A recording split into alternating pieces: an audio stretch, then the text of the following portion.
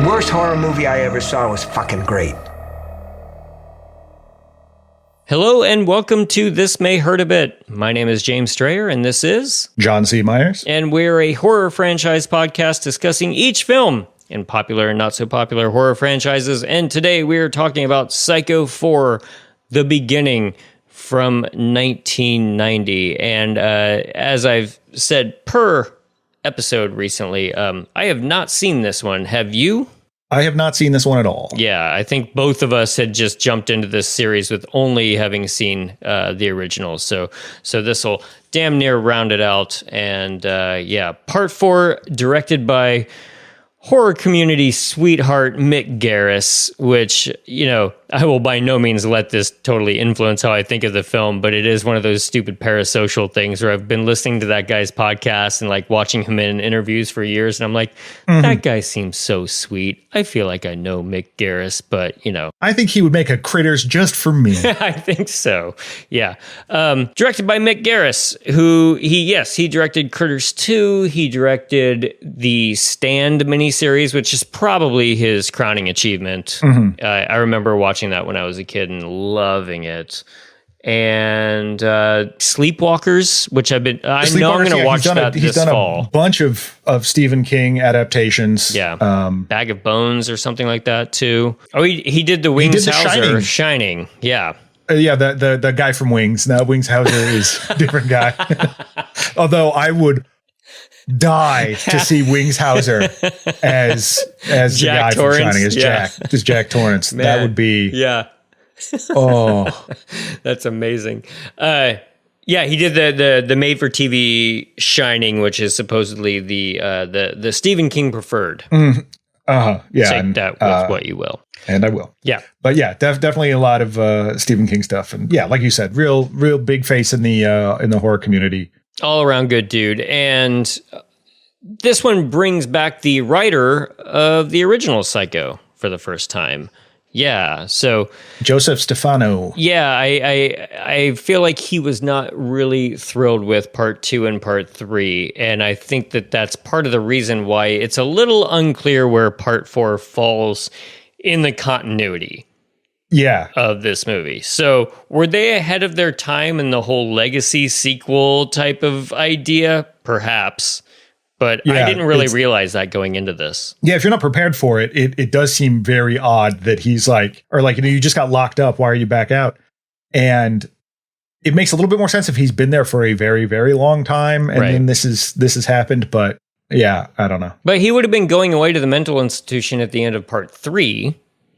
And at part 1. So it's kind of like take your pick a little bit. But I guess this movie also does not deal in the whole twist of part 2 and that kind of stuff. So I guess it is safest to assume it's a sequel to part 1. Yeah, in this one, Mrs. Spool does not exist. Right. At all. Mummified or otherwise. Right. Yeah. So this begins with an odd credit scene or credit sequence of a cake getting decorated. So it's Norman's birthday, which is kind of cute in a way, I think. And we begin in a radio show, which is, really what a podcast is for our younger listeners. They used to call into radio shows at the time, usually on AM and, talk about sports or something like that. But which that is my idealized version of this movie is Norman Bates calling into Jimmy and the Bear to talk about the big game and then starts going off about his murderous past. Or a morning zoo show and with all the effects and stuff like that. Yeah. They're just putting in fart noises randomly. Totally. But it's the theme of the show is boys who've killed their mothers, which is just so off the deep end weird to begin with. As a topic. But of course, my eyes went directly to Warren Frost, who is playing the psychologist in this. He is a beloved character actor from what I know is Twin Peaks, Mark Frost's son. Yeah. Dr. Hayward. Dr. Hayward, yeah. But yeah, it's very funny because it's also CCH Pounder, who's the host of the show. Love her. Love immensely. Yes. She elevates just everything. you know. Very, very sad to see her in anything, even RoboCop 3. Mm-hmm. But yeah, they're talking to some dude. It starts on a very, very close up of this guy's gross mouth with the gross beard and stuff around it. Whereas the last one started with someone saying there is no God. This started with an image showing you that there's no God. Right. Because yes. That's some Cronenberg creepiness going on right there. Yep. But yeah, he's apparently some guy that killed his mother, as well as killed this other guest's daughter. Right. And then like he bailed her out of jail. He's like, well, yeah, you bail this guy out of jail. And he goes like, yeah, my daughter was a bitch. I'm like, I'm going to watch this movie. What's going on there? What happened? Yes. And they just skate right over that because they get a phone call from a mysterious person who calls himself Ed. And he's like, well, you're talking about murdering moms. I'm old school at that. Exactly. I got something to say. We get the impression early on before it's confirmed later that Warren Frost worked with Norman. He is the character who delivers the giant monologue at the end of part 1. The sequence that I always kind of feel is the weakest moment of that. Now I love the character because it's Warren Frost, and I just want to see him do now that it's his whole time thing. to shine. Yeah, I want to see him give that monologue. Norman calls in. He calls himself Ed, which I couldn't help but just think, it's got to be an Ed Gein kind of tip of the hat. Pretty on the nose, yeah. And but second thought being, man, how did Norman get this house? Yes. He is standing in a wonderful kitchen. We sort of figure it out later on, but I don't know, man. As someone who is fighting the real estate market in Portland, Oregon right now in these modern days, I'm just like, how does Norman Bates have a house and I don't? And I'm kind of pissed about it. Whose mother do I have to kill to get a nice house? Yes, exactly. I live in a very nice house, frankly, that I rent. I just kind of like to own. Anyway, and I'm always a fan of a good introduction of characters in movies, and I kind of feel like that's a little bit of a lost art. It might be an easy observation, but like I just think the introduction of Norman here is great. It's just a slow dolly on his back, and then he turns around into camera. For certain characters, you just want a big intro like this, and Norman just immediately turns around and chews on that camera lens. Are you saying you killed your mother, Ed? Oh, I've killed before. And now I'm going to have to do it again. And I feel like that's where you cut to opening credits for this show because it was a direct-to-television production. Yeah, it feels like the cold open or whatever. It's also great because, even though this is Shoes 2 and 3, if you've seen 2, you know that Norman on the phone is not good. Oh, that's true. Yes. Nothing but shenanigans is going to come out of that. So, yeah, at this point, I did have to stop and look up CCA Pounder, and I was just like, what else has she been in? So it was like, I knew her from RoboCop 3, which is a crazy statement to even say, but but I looked her up and she's done a ton of like Batman character, like video game and animation things. Yeah, Amanda Waller. She's Amanda Waller. Who's the Viola Davis's character in the Suicide Squad, but CCH Pounder is my Amanda Waller, for sure. Yes, exactly, because she's in the Arkham games, and those are great games. The Shield is mainly where I was introduced to her. Oh, right. I've never watched that show. Absolutely fantastic. Okay, got it. So Norman explains that the first woman he killed was just a woman that wanted to have sex with him, and Mother didn't like that. And I just kind of love his like cold confidence as he goes into the like, basically his first 2 murders are just, they were just women that wanted to have sex with me, and Mother was not allowed to let that happen. But there is a fantastic split shot of the Bates home with Norman's face in the foreground just before they cut the flashback there. So there is some good like visual flourish to this. It's a little few and far between, especially because I thought part 2 and part 3 did have, and obviously part 1 have incredible visual vocabulary, but like part 4 has got some shots like that in there that I do think are worth considering. Yeah, and I like some of the lighting choices, like the I mean it's a little bit overused now, but you see in behind the scenes in the studio, like all the red and blue lights, and then like when in the following sequence with the young woman that is just trying to throw herself really, really hard at Norman. There's just some great shots in there as well. Yeah. That I found very striking. So Norman is talking to a young girl, and it's important right out of the bat to mention that young Norman is played by Henry Thomas, our good buddy Elliot from E.T. And I don't know much about his non-E.T. work, and I hadn't thought of him at all outside of E.T. in years. So I don't know. The only other thing I could tell you that I know that he's in, Dr. Sleep. Oh, God. He was Jack Nicholson's character in Dr. Sleep. But I'm not holding that against him. He did fine. How did I forget that? But I just sort of... Because why would you want to think about Dr. Sleep? I just don't want to think about Dr. Sleep. Tune in for our new Patreon show where John and I discuss why we hate Dr. Sleep. why we're forced to think about Dr. Sleep. Right. But yeah, they do have this like kind of awkward interaction.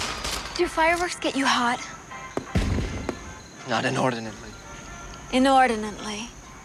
I love sexy words. So I'm going to be saying that word as often as I can from here on out. Like I said, she is just throwing herself at this guy, just everything. And then he says inordinately, she's like, that is a hot word. And he's like, no, it's not. Yeah. Which I absolutely respect. Because is this a trap of some sort? Yeah. I mean, this doesn't seem right. Yeah. But I like, so finally he gives in. Yeah. He's worried about his mom. Finally gives in. He's like, well, we can go in the office. And she's like, well, I'm not doing it on the floor. What kind of girl do you think I am? Yeah. Well, yeah, that's a little, I don't want to assume what Joe Stefano's motivations, but Psycho 2, they're about to just start getting it on a dirt floor of a fruit cellar. True. Joe Stefano's like, back in the old days, you Yes. waited till you had a bed. Yeah, exactly. Those were inordinate times. But oh, I'm so hot right now. Yeah, right. But so just as Norman is called away to go unclog a toilet down in another hotel room, she sneaks up to the house, and we get the first sequence that is typical in a Psycho movie where somebody sneaks into the Bates house and just sort of tiptoes their way around. And she walks upstairs all excited. She touches the newel post from the previous films that I either think of Psycho in that moment or I just think of Chevy Chase Christmas Vacation, fix the newel post, but just because I learned the word from that film.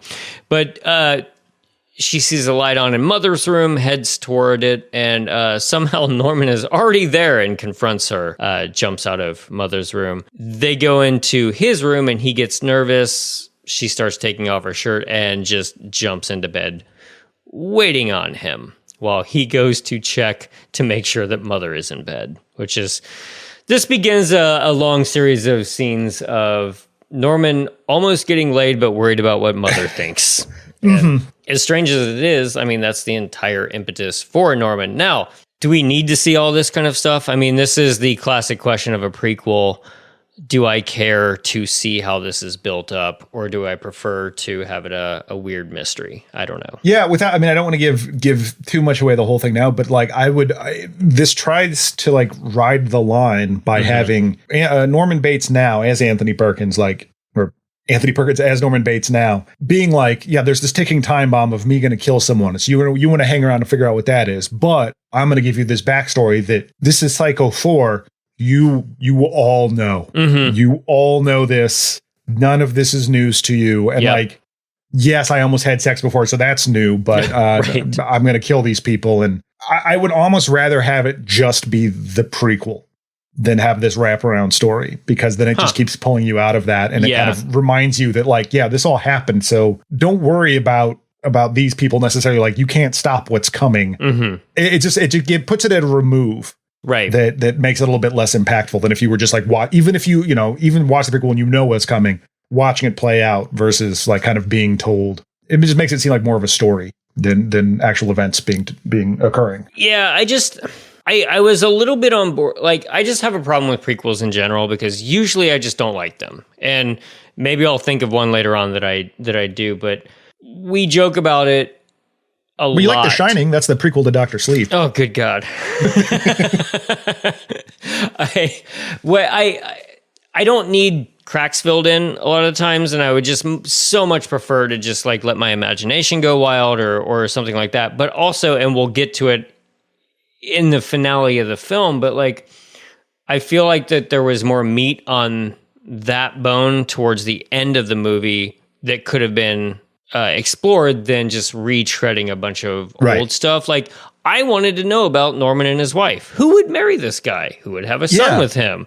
To the point at which I just sort of knew that Norma Bates was just awful to him, and I didn't need to see that protracted out. And even like, I don't know, it was kind of amusing to see the first time he pulls on the wig as what's just about ready to happen. So he pulls on the wig, he puts on, Norma's clothing, and stabs the young woman, while mother is asleep. Is that right? No, she's dead. She's already dead. This is post mother's murder, because she's lightly mummified. Okay, right. So at this point, that's the other thing about this, because I would say I don't need to have my hand held, but John just held my hand and just saying, like, I was a little thrown off of the chronology of the flashbacks, because it starts with his first murder, which I suppose makes sense if he's relating this kind of thing. But then we jump around in time to him being even younger at the funeral and that kind of stuff, and like growing up. So we have multiple points in history where we're building up to. The first being his first murder, and then we backtrack even further. So you have to kind of keep track of that in this film. I like CCH Pounder, but like, as a host, you stay on topic. Like, he called. Did you call in about this other murder? Did you call in about mom murders? Because that's the topic today. Yeah. You want to call in about other murders? That's next week. Yeah. You want to call in about horny teenager Jason Voorhees style murders? That's another time. We've got the director of Part 5 on the line for that next time. What's his name? Danny Steinman. Yeah, Danny Steinman. He'll be around for that one. 555-4. Talk to Danny Steinman today. Right. The original music plays, of course, during this death scene. Quick mention here that the musical score was Graham Revell, who's done tons of music, like The Crow from Dusk Till Dawn, Bride of Chucky, Mighty Mo from Power Rangers the movie, and he kind of reorchestrated some of the Bernard Herrmann stuff. Obviously, the score is still the same, but Mick Garris wanted to keep it. I guess Bernard Herrmann called the score black and white movie score because there's only strings. There's no horns or percussion, really. Yeah. And so he wanted to keep that going, and it does. I mean, what an honor and a responsibility to be the person who is tasked with rewriting the Bernard Herrmann Psycho score, especially considering, and this is not a knock, but it just sounds like he's done like Chucky and like stuff like that, Titan AE, Daredevil, Freddy versus Jason, fine, Street Fighter. No, he's a very prolific, a successful composer. Yes, I am not knocking exactly. I am not knocking any of that. I can't compose a letter. Yeah. It's not like being like, you know what, John Williams, will you come and please reinterpret the score to Psycho, please? No, I think what an incredible opportunity that guy had. Yeah. That's cool. Yeah, John Williams, can you reimagine the theme from The Prowler? Thank you. Right. Pay money for that. The theme from The Mutilator, Fall Break. That'd be pretty great. Right. So at this point, a nurse calls, and that's his wife, actually. The old ball and chain. Yeah, calling from the mental institution, says, why don't you go pick up your own birthday cake and all that kind of stuff? Yeah. I'm already just sort of fascinated by this because, what are the ethics of this? Where'd you meet your wife? At the institution. Sounds romantic. She was a patient, too? No, she works there.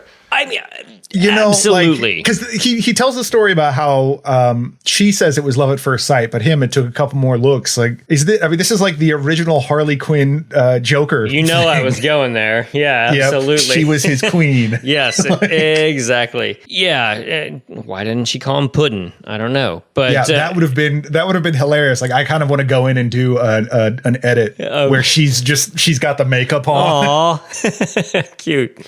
Well, you wait, because the Joker sequel with Lady Gaga as Harley Quinn comes out next year, so we can all look forward to that. And I have no doubt it draws heavily from Psycho 4. How could it not? How could it not? Yes. And then the next line of my notes is, oh God, John Landis keeps showing up everywhere.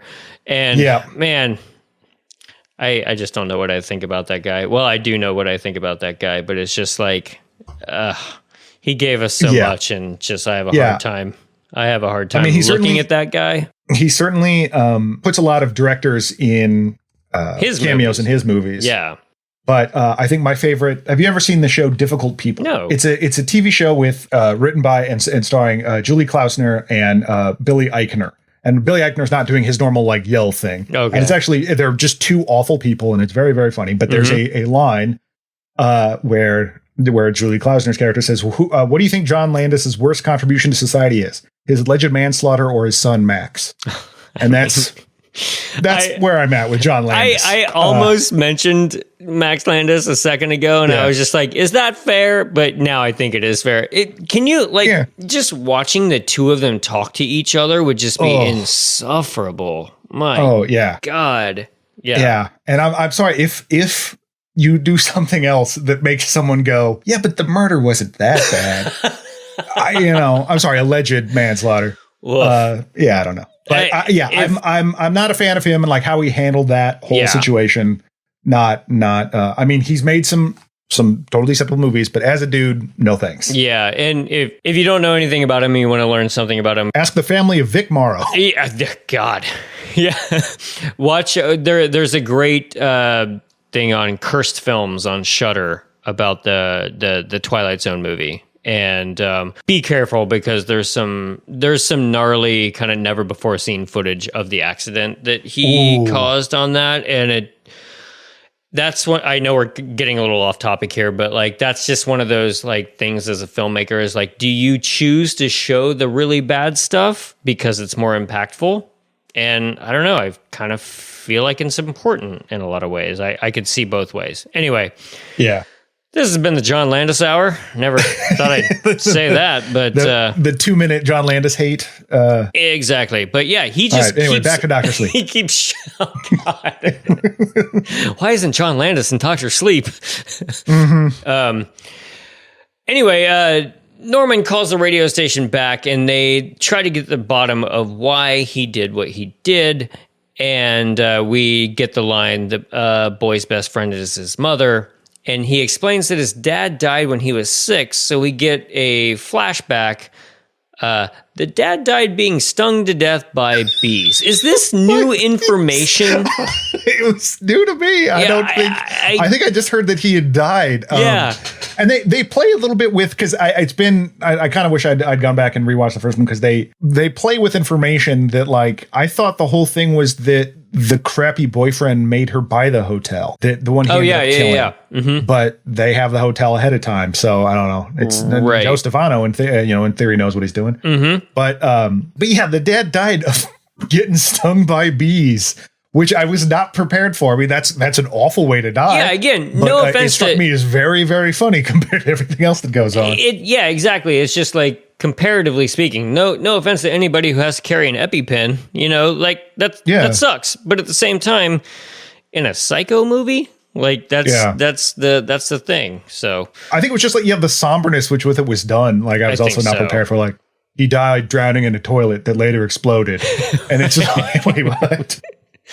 So there's a pretty great scene, and I believe this is the first scene that we get introduced to Olivia Hussey, correct? Mm-hmm. As Norma Bates. Norma. And I love Olivia Hussey. I mainly know her from Black Christmas. I'm going to give myself a little pat on the back here. I remember her from Romeo and Juliet 1963 because I watched that in high school. Yes. And that was kind of burned on my brain for a long time because there's some scandalous stuff in that for a Romeo and Juliet. That I had to get a permission slip because there was a boob in it or something. Yeah, like that, a boob and a butt, I believe. Yeah.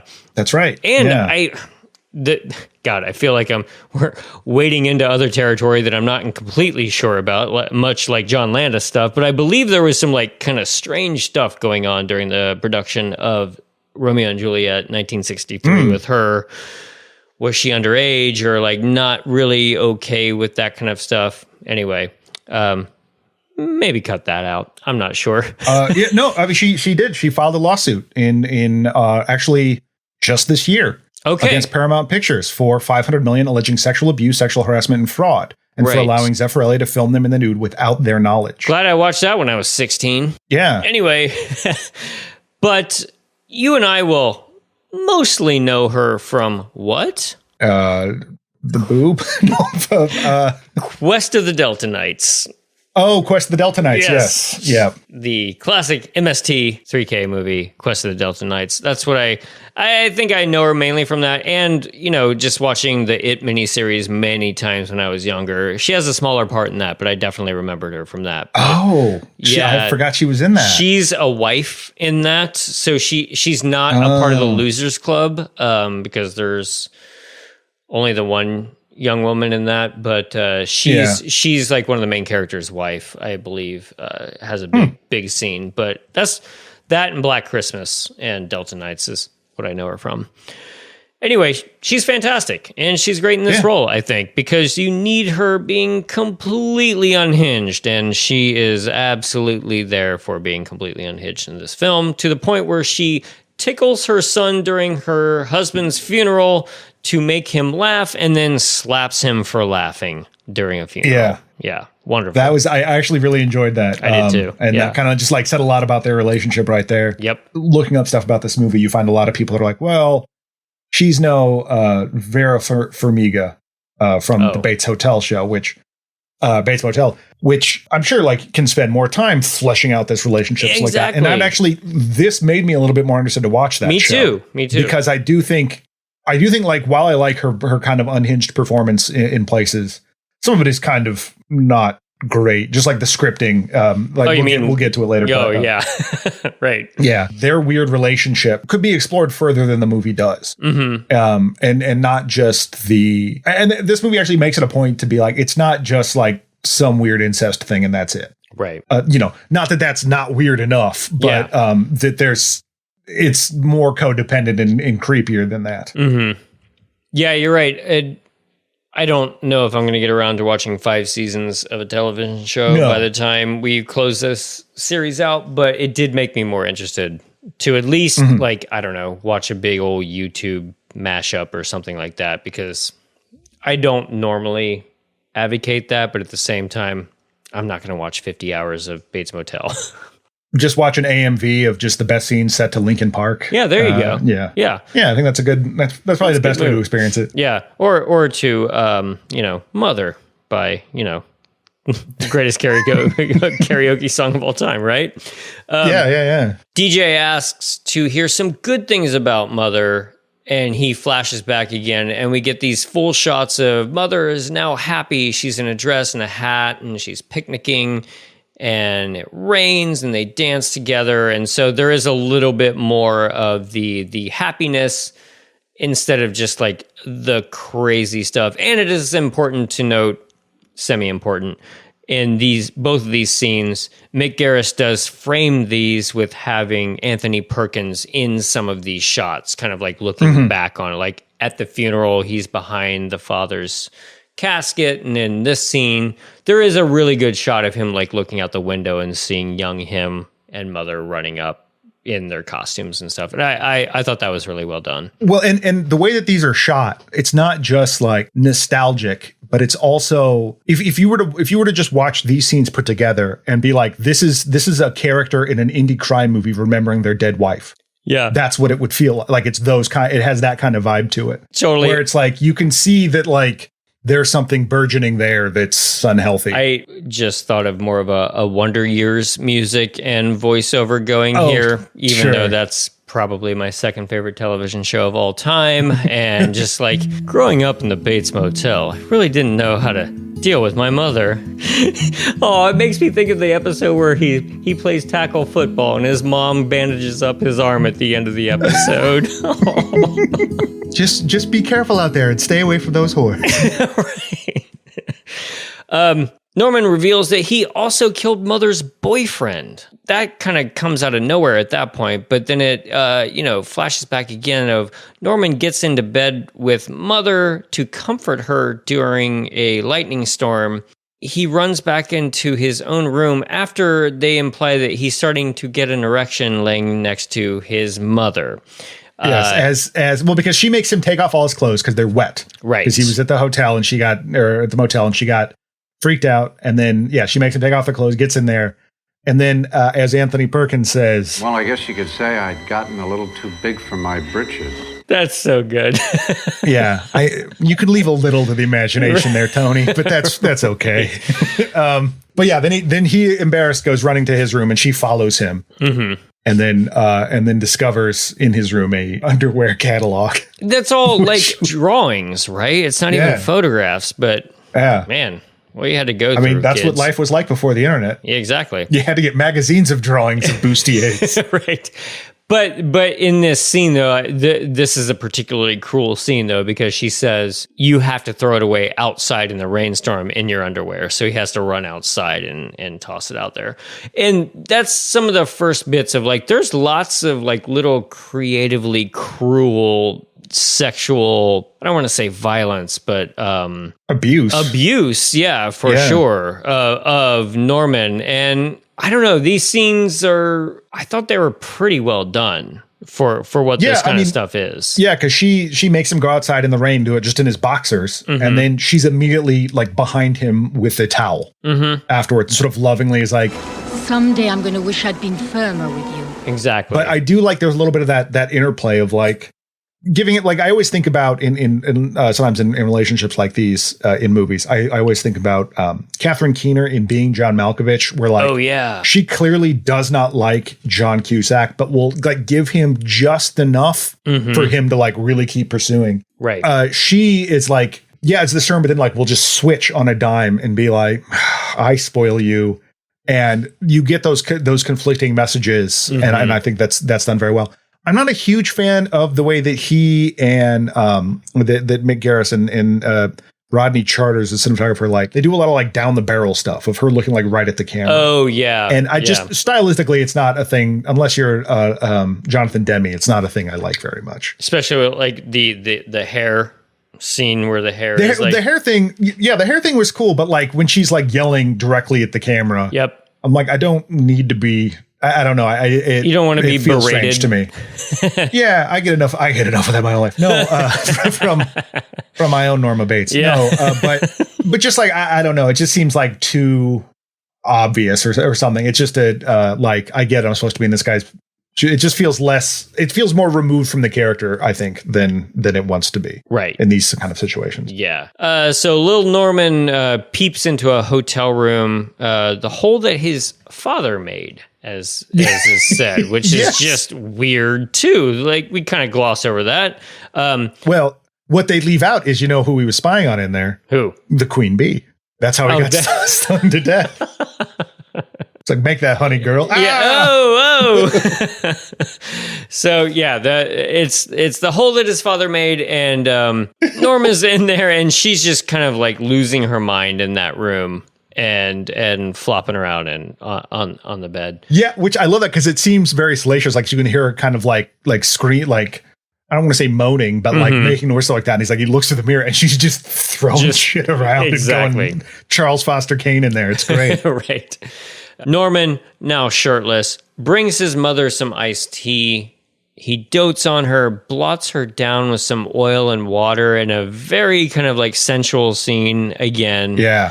They roll around on the floor and embrace, and she puts him in at this point, this is where it really starts to take a turn, because she gets upset with him because he has another erection around his mother. Not a phrase I expected to say on a podcast when I was 40 years old, but she puts him in a dress and puts makeup on his face and tells him essentially to forget he has a penis. You're a girl. Now go make wee-wee in a pitcher in the closet. So this is one of those things too, where I'm just like, there are probably people way more qualified to talk about this scene than me, but they can probably draw more from this. But I found this to be pretty disturbing, to be honest. Oh, yeah. Until go make wee-wee in a pitcher. Yeah. Staring down the barrel of the camera, as you were saying. Yeah, because she, and I mean, maybe just because I'm eternally 12 years old, but just that. Yeah, she puts him in a dress and is like, you're a girl now. You're a girl. Forget about that thing. That thing is disgusting. Here, take this. You're going to need it. You're going to stay locked in there until you learn not to say no to your mother when she tells you you're a girl. And you'll probably have to make wee-wee. And you'll squat over this. That's all that thing of yours is for, making wee-wee. You clear on that? It lightened that up unexpectedly. But it's a very like, you know, it's believably cruel. It's that kind of There like, you go. Yeah. It's while she is hysterical and maybe chewing up the scenery a little bit, like the moment doesn't feel too ridiculous. It feels you're very present for that cruelty, and you can see how that would negatively affect this guy. Yeah, and it's just like I did have a moment when watching that scene where I flashed to Norman's performance in the first Psycho, just like as I suppose you're supposed to do. How did he get there? The whole point of this movie. Which I will say that Henry Thomas is good. Like Henry Thomas does a really good job in this. I think you're right. Because he's not just trying to do Anthony Perkins. And he said, in fact, that Henry Thomas said that Perkins wanted to meet with him and discuss the role. Thomas said that he's like, I don't think he was really into it. He gave me just a few broad strokes and told me to play the character real, and that was it. And I think he does. I don't think he still has some of like these same like mannerisms or whatever, but it's not just, he's not playing Anthony Perkins playing Norman Bates. Right. It's his own thing, but it works. It totally fits. It very much works. And, again, I haven't seen him in a ton of stuff. And so I didn't know what to expect. I'm sure that kid has worn Elliot around his neck for his entire life. And that's the only thing I knew from going into Norman Bates. Warren Frost is now convinced he's been talking to Norman Bates this entire time. And we need to take threats very seriously, especially since he said he'll kill again. Warren examined Norman right after he killed the girl in the shower. So this is kind of like, this is where we get the like true connection that he is the guy from the first film. From the first one. And I think that's something that irritates me about the phone call thing too, is the sort of wraparound story.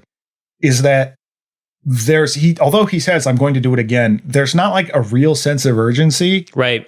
And trace this call, like the people, like that kind of stuff. Yeah. The people are milling about and starting to get like, we got to keep him on the line because this is a compelling story, but also like, is this actually real? And then, when Warren Frost is like, nah, it's totally Norman Bates. Like, what are you're out of your mind.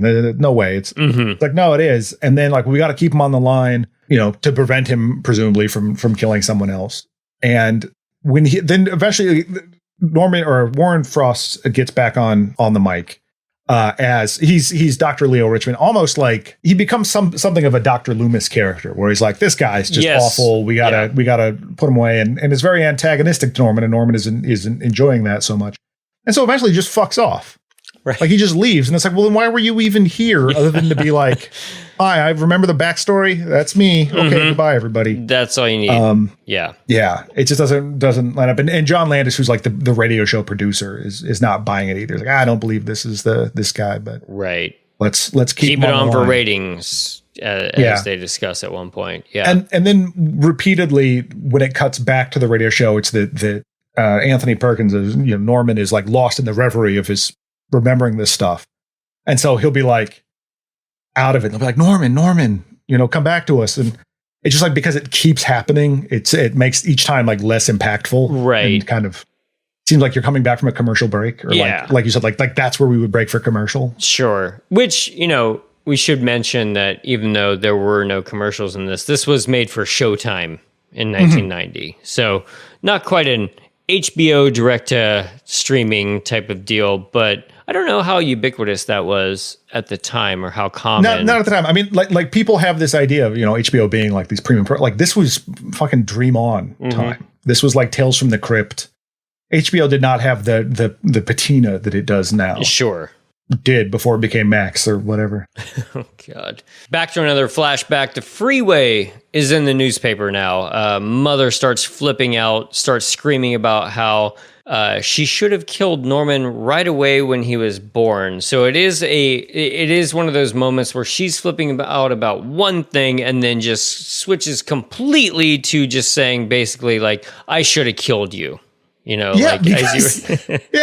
Because she just tells him about the freeway and he's just on this information and she's like, you have no compassion. He's like, I just learned about this. What are you talking about? Right. And she's like, you ruined my body. I have to pee all the time because of you. Again, bringing up pee. Yeah.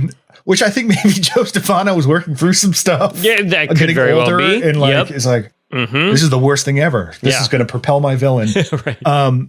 But just like like you've done nothing but damage to me, and somehow you're responsible for this freeway move and all this stuff. And I should have killed you. Woof. Rough stuff. Yeah. So Fran and Warren argue over who should talk to Norman, and this is the sequence where you referred to earlier. They kick Warren out. I'm sure he has a real name. I'm just calling him Warren Frost forever. All you need to know. Yeah. Norman at this point does reveal he's got a wife. Met her at the institution. She's a psychologist. This is where we find out that he lives in the house of the woman who he's married to now.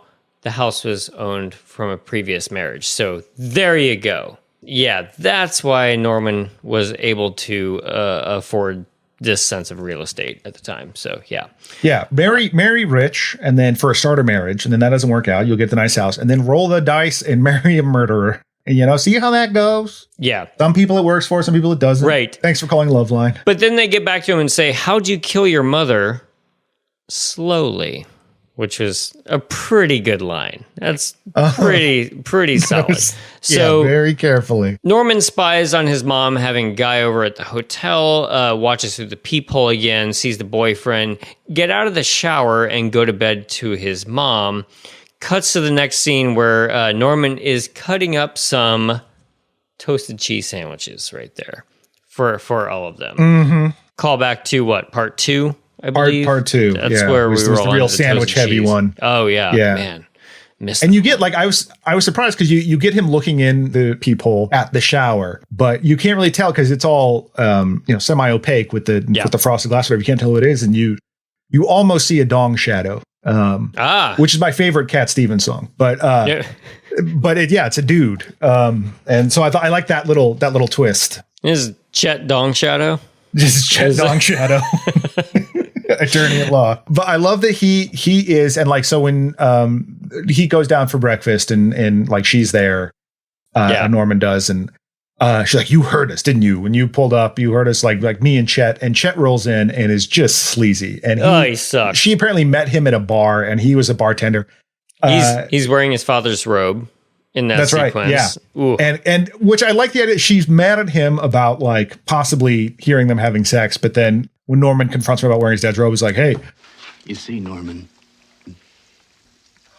you only want to be naked around a lady when you're having sex with her. Any other time, it just ain't respectful. I just banged your mom. You're welcome. What a creep. Chet tries to teach Norman to box in the next scene. You're not a girl, are you? Yeah, trying to man him up. There's a very big back and forth. Mom says that he's a girl. Chet says you're not a girl. A back and forth, mixed messages here. Yeah, and then then reveals that he's yeah, your mom told me actually you're pretty well hung. Hey, don't shoot the messenger. That's just what your mom said. Right. There's so much happening in this conversation. Mm-hmm. Yeah, and finally it gets Norman to take a couple swings at him. Right. Yeah.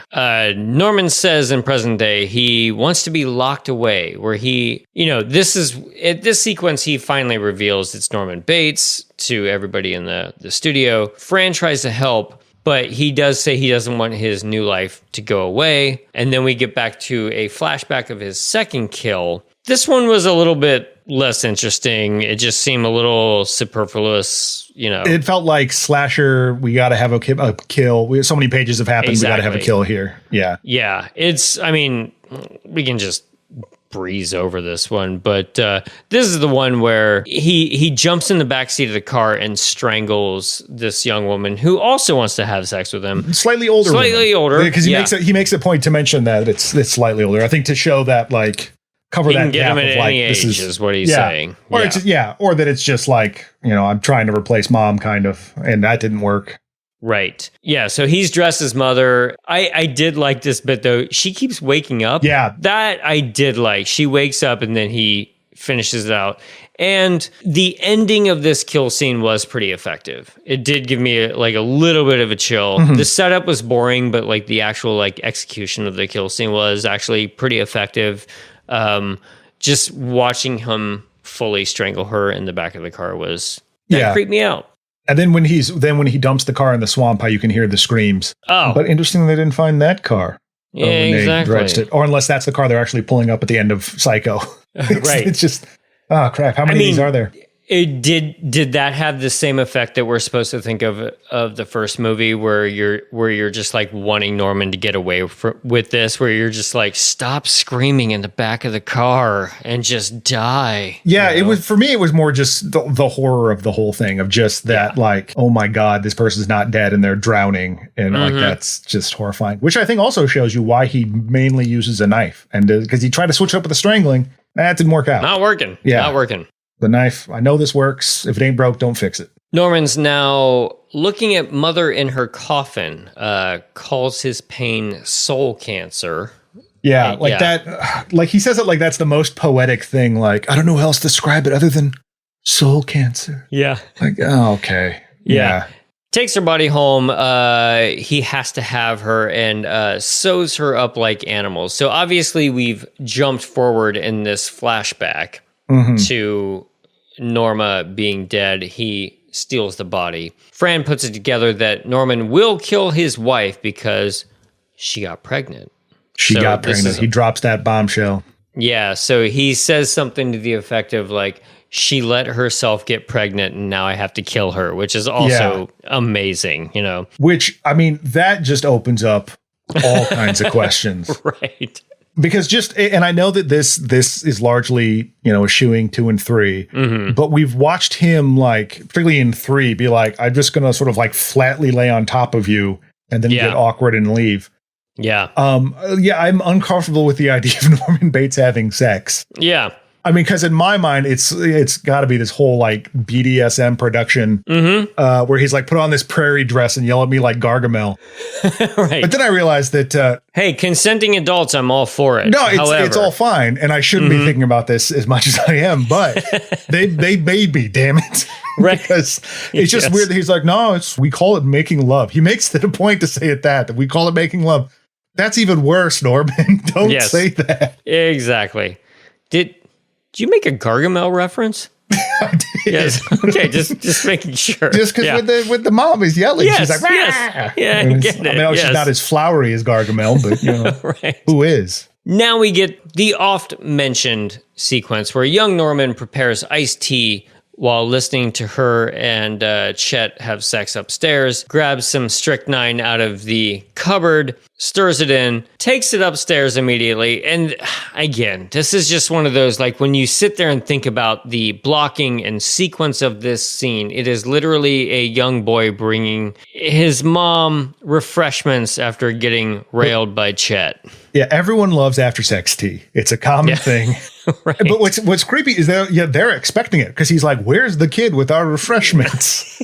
And like, that's horrifying. That like, okay, that's our rutting time, and then you got to come up. Don't listen or look. A 7th inning stretch. But then during the act break, you got to come up with some tea. And then she's like, they're all like, because they're all lancing around. He's in the robe, and she's in a new kimono. Not a word about my new kimono. It's lurid.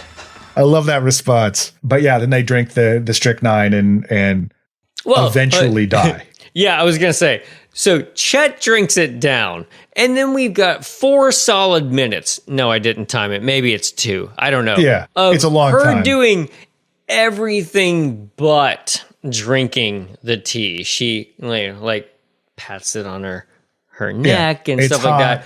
Yeah, by the end of it, I was doing the other version of Tom Servo, just screaming after like Mitchell and the kids screaming at each other. I was like, just get to it, please. She's like the woman in 3, like ashing the cigarette on her arm. She's just doing putting it all over.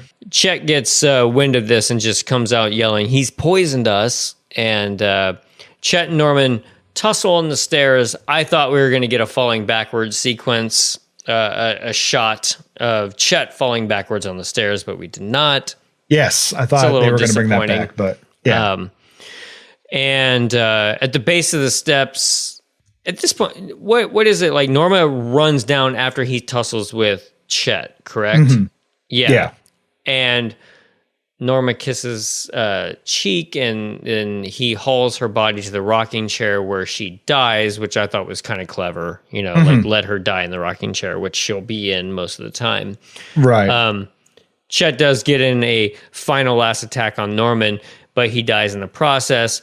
And then Norman watches them both die while eating kettle corn. So we've got like a little bit of a callback to the first film. So yeah, this is a long scene of them dying. It takes a long time. Yeah, I liked it, but I was also just kind of like ready to get to the next bit because I just know this is happening. Yeah, prequel. You know, yeah, because it's less like I don't their relationship. As much as you see of it, like their relationship wasn't built up enough in this way that like I think that it had the impact that it wanted.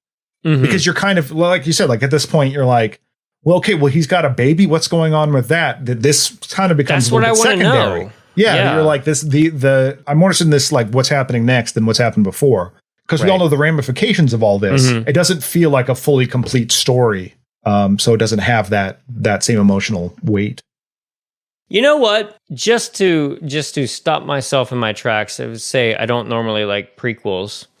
How dare I forget Fire Walk with Me? Now, let's for a moment, and I won't derail us completely, but like the death of Laura Palmer in that train car is viscerally upsetting, and it's amazing. Yeah, it's awful. That is so. I don't need to see Norma die in this moment, but that's how you do it, I guess is what I'm saying. Like, like that is a version of where like, I know what's going to happen. Laura Palmer is going to die. Right. The death sequence in the train car is absolutely harrowing and gives me chills just thinking about it right now. So like, I guess you can do it right. Yeah, I mean, there's ways to do it because it's not like, think about, well, because it's mediated by Anthony Perkins telling this story. But then you think about Sunset Boulevard. Like it opens with, hey, I'm dead in a pool. Record scratch. That's me. You're probably wondering how I got here. Exactly. But I normally don't like that kind of thing. You're still watching the trap close. Yeah. Whereas this, it almost feels a little perfunctory at this point. Just because it has been sort of like back and forth. And these are more just like anecdotes rather than like a full complete story. Yeah, that makes sense because I wasn't watching those like awkward sex scenes like unfold just knowing that she was going to die. It like I wasn't interested in like that being like the main thing going on, even though I guess I should have been. Yeah, I mean, I like the idea of the exploring of, and they did this a little bit in 3 of the sort of like the that we know how, but we don't really know the why. There's definitely like broad strokes and you have some ideas. And so like exploring that a little bit more and seeing it happen is somewhat interesting, but yeah, it just doesn't have that at this point. Your attention's split and it isn't as heavy into that because you're spending time with all these other different people and it just doesn't, you're just waiting for it to get to the next thing. Right. Norman hangs up on Fran at this point and, Dr. Wife Connie, I think her name is Connie. Which, thank you for not naming her like Marion or Maureen or Marta or something. Just, Mary, exactly. Yeah, Connie. Bev Morta. Yeah. So, Dr. Wife Connie, she drives in the rain in a very familiar shot to Janet Leigh in the beginning, of course. Norman asks to meet her. It's his birthday and he gets to decide. Sounds like me on my birthday. Like I'm just like, no, I get to decide what we do. Damn it, we're gonna go to the Bates Motel. We're gonna go to my mother's house. Exactly. Yes. Yeah, because she's like, are you sure? That seems kind of bored. He's like, it's my birthday. Right. That's really pulling a card. Yeah, because it's like you met me in a mental institution where I was living with my dead mother in this house. Now for my birthday, we're gonna go celebrate in this house. Boy, just all kinds of red flags happening right there. Yeah, just alarm bells going off. But hey, it's his birthday, so you got to do it. Yeah, so she's like, by birthday law, I must acquiesce. Right. Yeah. Norman breaks off for a moment and retrieves his trusty knife after they get there. So he goes, like, they meet there, and he digs up his knife, the classic, psycho knife and everything. Wife gets scared and runs when Norman hesitates as he's like walking towards her. So like he's starting to like potentially kill his wife over this. She doesn't know why exactly. Yeah, because his whole thing, he lays out to Fran on the radio that he's worried because his mom's seed of insanity is in him.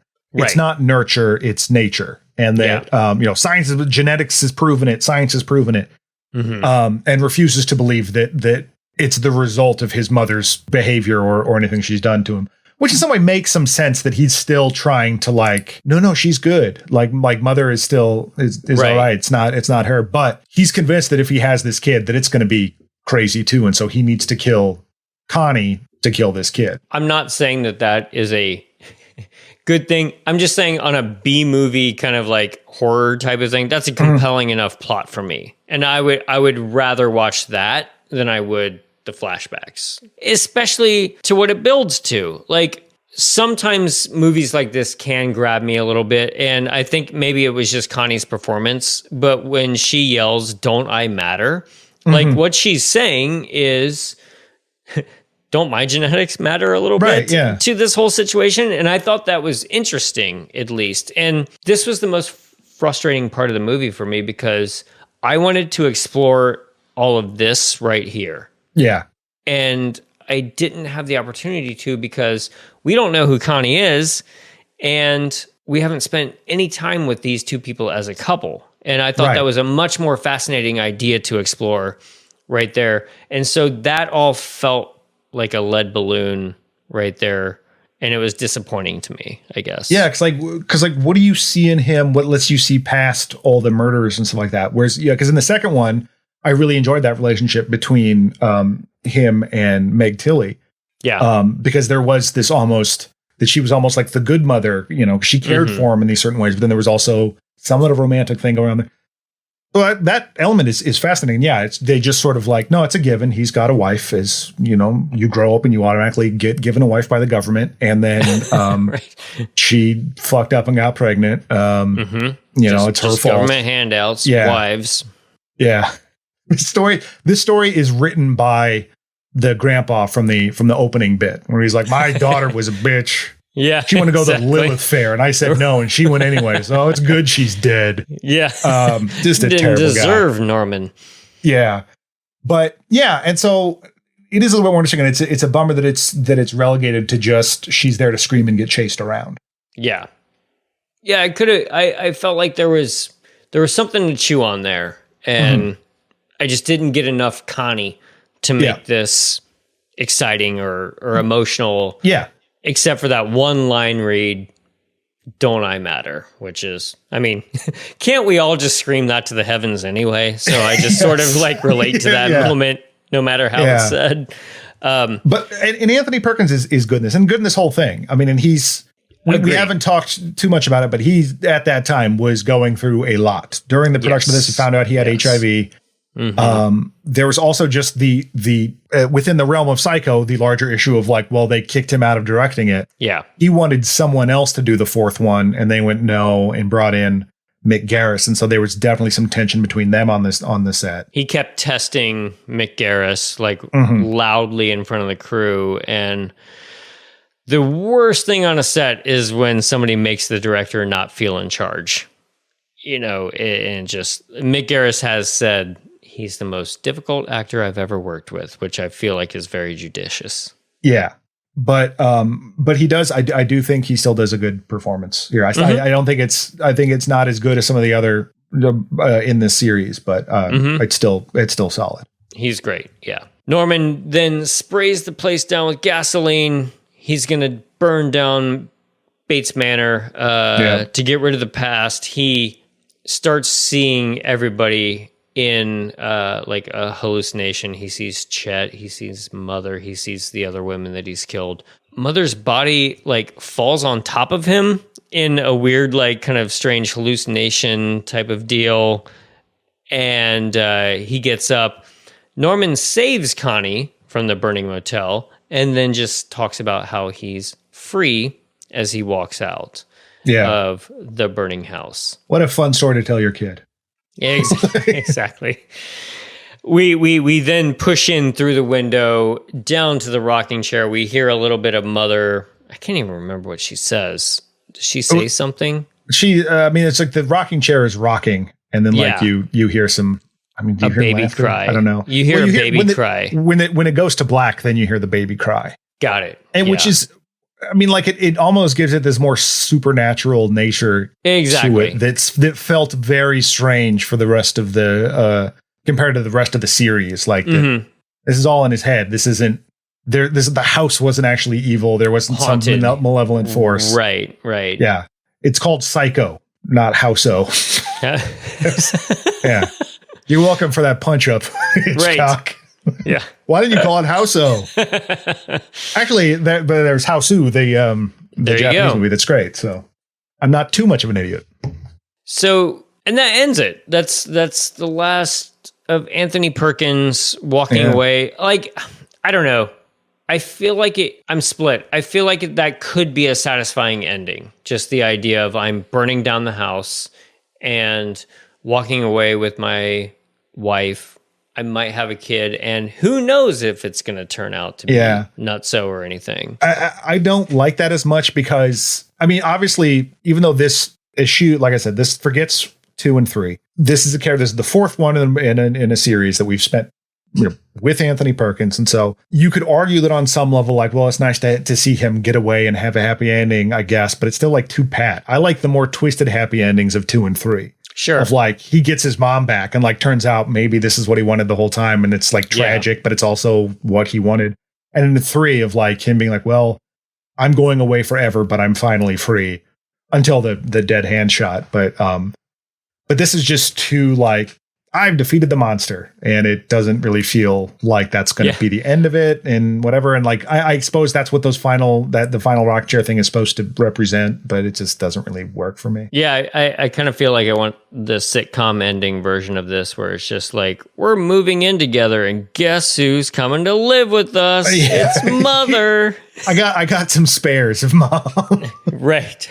In case one goes bad, just a closet full of them. Yeah. And then, like you were mentioning earlier, tragically, Anthony Perkins passed away not long after this movie. And so, just in terms, not to skate over his death, but no more Psycho to be had in this like kind of timeline, or these 4, that does it. With Anthony Perkins is in his iconic role. Mm-hmm. I mean, and you could have done some sort of bullshit like Psycho, the next generation. Is the kid nuts? I don't know.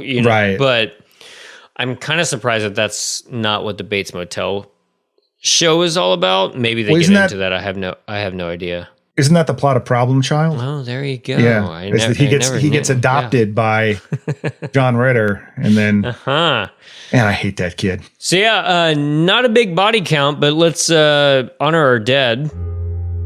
Holly, played by Sharon Camille, stabbed multiple times. Gloria, played by Bobby Evers, also stabbed multiple times. Norma Bates, played by Olivia Hussey, poisoned with iced tea. Chet Rudolph, played by Thomas Schuster, also poisoned with iced tea. 4 big bodies on this one, but these were never high body count movies anyway. No, and I do appreciate that they kind of stayed true to it. And I was thinking about that, how it's like this never really, like we never got. Well, Norman Bates somehow got on to the space shuttle. There's no right. It's just about this guy living in his mother's house or whatever. Like this is the furthest afield it got. Yes. And so good on them for not getting too wacky with it. I think if it kept on, they would have had to figure out other things like, it turns out, it is the Bates curse. And here's him in colonial America. Yeah. This movie is 33 years old now, and nobody's I mean, I guess the Bates Motel TV show is what carried the torch, but even that's like a prequel, right? Like that's Norman living with Norma, and maybe I should watch a little bit of that somehow before we do our wrap up. But just out of curiosity, because completionism is the whole point of this show. So but the story does not move forward from here. Right. This is as far as we know. This is the end of Norman Bates, and so he's fine now. Everybody. So yeah, I mean, I still enjoyed watching it. I had a lot of issues with it, but I don't know. As far as like some of these other franchises that we watch, I feel like this one was still like, there was still enough that I enjoyed about it, even though some of the flashbacks, it's almost like each flashback scene on its own kind of worked for me. I just wish that we weren't constantly flashing back. And like if those flashback scenes were their own little short films somehow, I would have been more interested in it. I just wanted to move forward with the story. Yeah, I didn't love it, but it is, for being a made for Showtime slasher movie in 1990.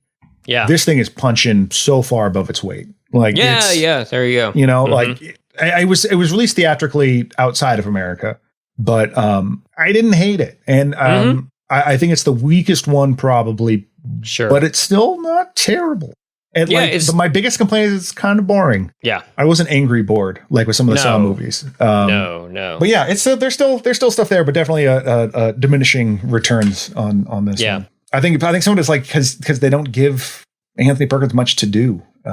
You know, I was going to mention that earlier. Nothing against Henry Thomas. Henry Thomas does it, and Olivia Hussey do fine jobs, fine performances. It's just you want some Anthony Perkins. It's funny because just to be extremely self-centered for a moment, I was just like, God, how do you take an actor like Anthony Perkins and just put him on the phone the entire time? How boring. And then I remembered that I made a short film like 15 years ago of two people just talking on the phone. And I was just like, God damn it. Yeah. So in your face, me. Yeah. Oh. Yeah. Oh, sorry, old Tom. But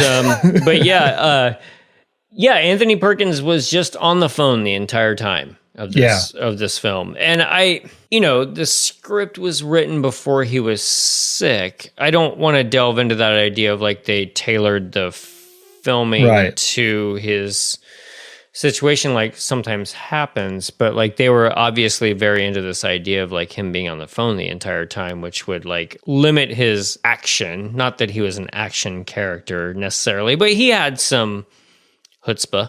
Sometimes. Oh yeah, I'm just like watching him. I mean, and I would have liked it maybe more if he was in the room with CCH Pounder. Like that would have, rather than just on the phone. Oh sure, yeah. To sort of tie together a couple of threads here, we did get a nice email from listener Mizrak, who mentioned that after the end of Stephen King's book Dr. Sleep, that Stephen King refers to this as the one good sequel to Psycho. Which okay. Yeah, that's what Stephen King thinks. I don't agree, but I could see why you might like this, but I just didn't.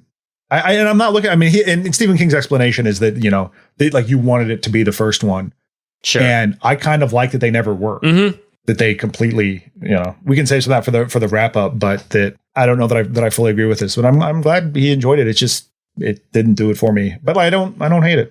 So. Yeah, I want to hear more from Stephen King on why Part 4 was the best sequel.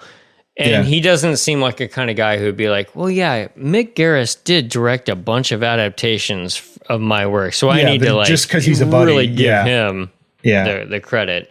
Because obviously he could be like, yeah, Psycho 2 is the best. Yeah. Which I think is probably the consensus. But yeah, exactly. I hadn't seen that quote from him. And why is that in the back of Dr. Sleep? Is that a character?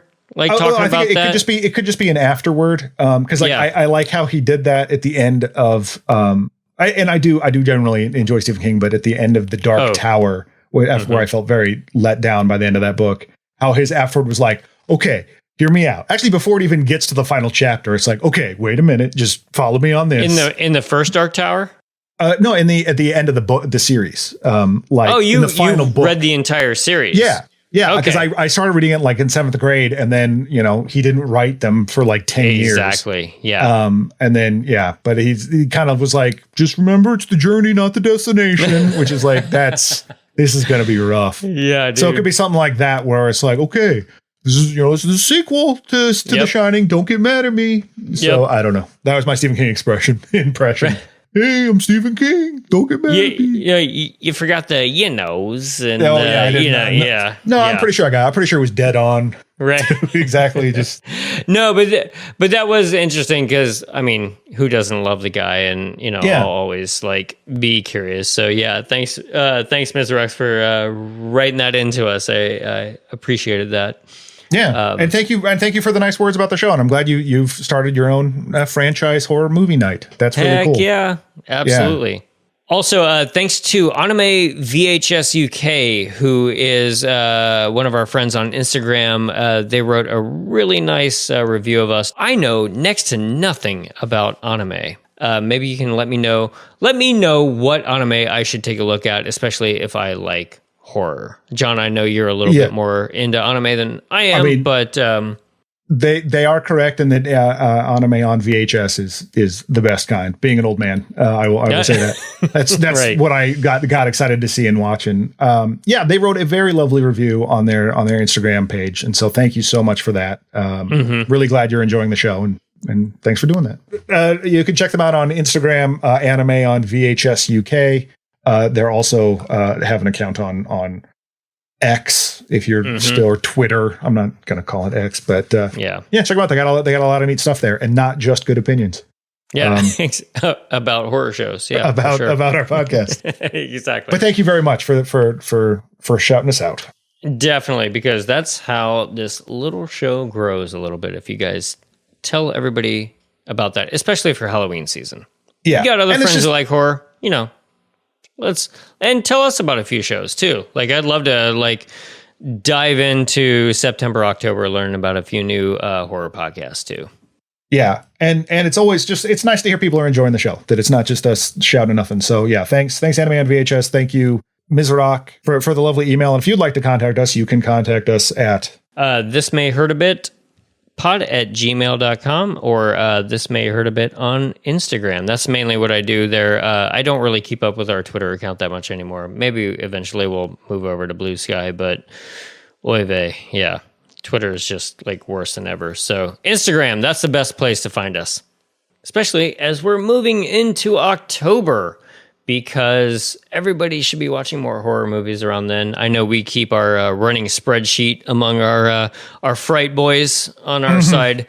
Yeah, we're trying to decide what to do for October. Obviously, we'll be finishing out the Gus Van Sant remake of Psycho and then a wrap-up of the series. But then we haven't decided what franchise we're going to land on next, but also it's Halloween, so I feel like we kind of got to do a little bit extra. So I'm not saying we're doing 2 franchises in a month because God, I do have a day job and all, but I'd rather be just watching movies and talking about them, but that's just not the way it works. So we'll be trying to do something for Halloween, because I truly believe that Halloween season starts on September 1st. It's not just October. I just decided that, during COVID, I was like, you know what? We get 2 months of Halloween from here on out, as far as I'm concerned. So, well, I think for me, just because the last at least 3 years, if not more, summers here have been miserable. Yes. And I realized that those of you in the Midwest and other places, it's not as bad. But we did have a 114-degree day that one day, that one year. But it's either crazy hot spells and then the air is really crappy, so you can't even go outside. So the minute it starts to get cooler, I'm like, it's Halloween time. Yeah, exactly. And I the minute it gets cooler, I'm like, well, guess what? I'm staying inside and watching horror movies, which I've been doing anyway. But I feel better about it. Yeah, I feel better about it. Yeah, the moment that first leaf turns brown and starts crinkling up a little bit, that's when it's Halloween, right? That's when I go Halloween. So yeah, we're gonna figure something out for that, and we're gonna figure out our next franchise soon. Hopefully, we'll be able to mention that on the next couple of shows. But yeah, next week we're gonna dive into the Gus Van Sant remake, which I'll be honest, I'm not even sure I've seen all the way through. I remember seeing little bits of it when it first came out. I recently became aware of who's in it cast-wise, and I think that's what I'm most excited about. But I'm weirdly excited to watch this. When it came out, I was vehemently opposed to it. I was like, what is this? I think the only Gus Van Sant movie I had seen at that point was Even Cowgirls Get the Blues. So I was like, man, screw this whole thing. Yeah. I don't care about this. This is dumb. But now I'm actually more interested in it. I'm still going, why did you do this? Mm-hmm. But I'm more interested in checking it out now than being like, go to hell. He's an interesting guy. So I think that there will be enough that we can kind of pull from it. And it is kind of interesting because I was thinking about the fact that we do tend to go like not quite scene by scene, but we talk about a plot summary. And it was just like, what are we going to do? Summarize this entire fucking thing? And just again, like we did the first. Well, and it's funny because like at least with Friday the 13th, up to this point anyway, with Friday the 13th and Silent Night, Deadly Night, they ended with a remake of sorts. Oh, yeah. You know, like Silent Night is just more like a sort of a revisit and kind of just a loose sequel. But Friday the 13th is specifically like, we're redoing this. So to have it, to have this end the same way, but the remake is literally a remake. Yes. That's going to be interesting. That's exciting. Yeah, that's going to be a weird one. So looking forward to that. Mm-hmm. All right. Well, what's going on over at John and Alex Hate Stuff? We are going to talk about Guardians of the Galaxy 3. Don't often do Marvel movies because I generally don't like them. So we're going to talk about that one. And then probably also on Patreon, going to talk about that new Star Wars show, the Ahsoka. I haven't watched it yet. Yeah, I've not been hearing great things. So Godspeed on that one. Yep. Yeah, I dropped off of those a while ago. I can't. I liked Andor. Like I did go to the map for Andor season 1 anytime. Love it. The rest of it, I kind of the sheen has come off the whole thing. Yes, exactly. Which is God, man, that's sad. I'm looking over at my bookcase right now, and I can literally see the art of The Empire Strikes Back from 1980. You know, like that kind of stuff. That's where my heart lies, but whatever. It's still good. That one's still good. Yeah. Well, hey, couple of old dudes in their 40s complaining about how Star Wars isn't what they like anymore. Things is different now. Yeah. How people are having sex on the floor of dirt cellars. Yes. Well, let's make a movie about that. So yeah, check out John and Alex Hate Stuff, and if you like original horror short stories, check out Please Leave. We've got another new one this week, and I think we're up to like 54 stories or so just in time for Halloween. And by the time this comes out, I think we'll be completely finished with our short film that is based on one of them too. So I will probably cross promote just a little bit if y'all don't mind. So I know I don't. I want to see this thing. Yeah. Anyway, all right. We'll see you next week for Gus Van Sant's Psycho 1998, which will be our last film in the Psycho series. Good night. Good night. This has been a Two Penguins Media production. It was produced by James Strayer and edited by John C. Myers. Logo by Ethan Kimberling and music by Michael Arthur Holloway, who you can find on Bandcamp. Follow us on Instagram at This May Hurt a Bit Pod and on Twitter at Hurt a Bit. Email us at thismayhurtabit@gmail.com. And if you are so inclined, rate and review us on your favorite podcast app, and we'll see you next time.